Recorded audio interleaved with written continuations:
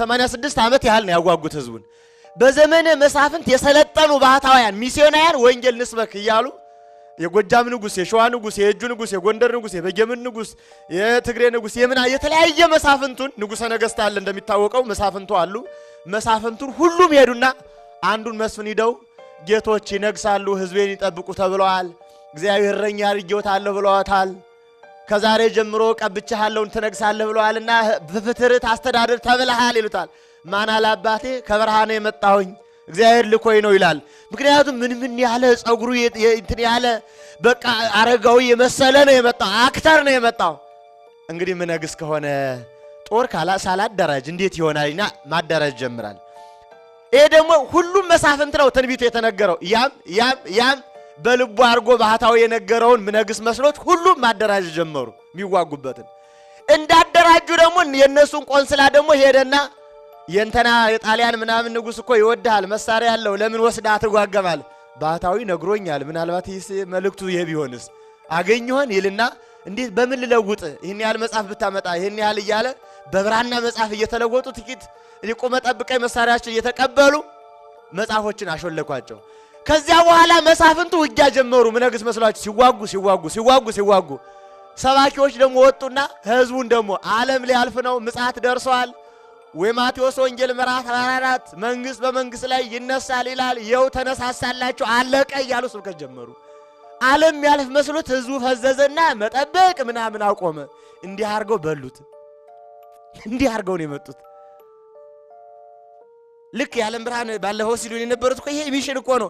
የዛሬ ምናምን ዓመት እኮ የተደረገውን ሳንቃቀርተን እኮ ነው አሁን የከለሱት። አዲስ አይደለም እኮ።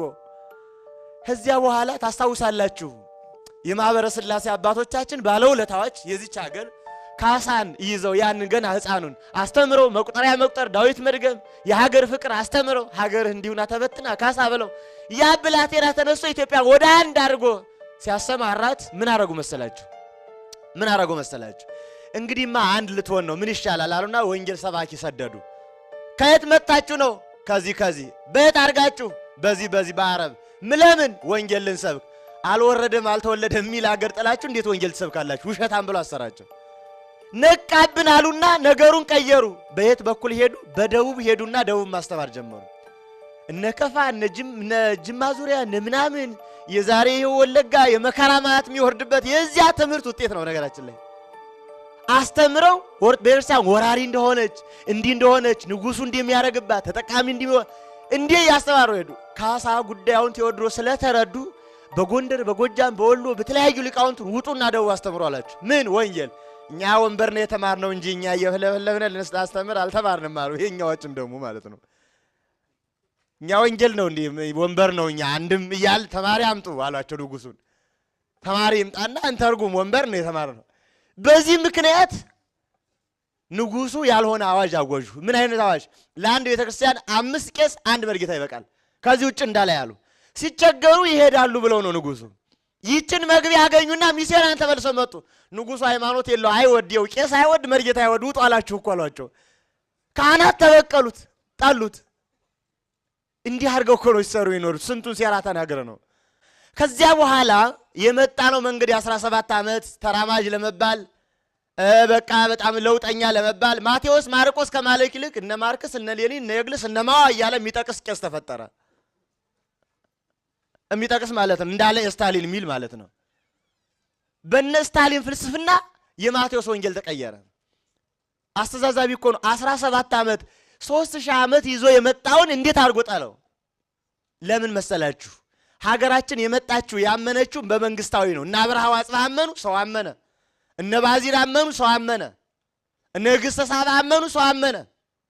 ቀደም ብሎ እነ ካም አምነው መጡ፣ ሰው አመነ። ከቤተ መንግስት ጀምሮ አማኝ ሆኖ ስለመጣ ስልጣን ይዞ ይመጣ ሁሉ አማኝ መሰለው። የኛው አያቅም፣ አይጠራጠርም፣ መጠራጠር አይችልም። መሪን አይጠራጠርም። የኛ ሰው ሲዋሻው አይጠራጠርም። እንዴት አድርጎ ይጠራጠር? የመጣበት መንገድ እሱ ስለነበረ ነው የሸወደው። መፍትሄው ምንድነው? እኛ ኦርቶዶክሶች 5 ጉዳይ ያስፈልገናል፣ ቢያንስ 5። አንደኛ ሃይማኖት ያስፈልገናል አለን፣ ምንም ጥርጥር የሌለው ሃይማኖት አለን። ሁለተኛ ቤተክርስቲያን ያስፈልገናል። ለምን? ማምለኪያ ቤተክርስቲያን አለን፣ ግን የሌለንም አለ።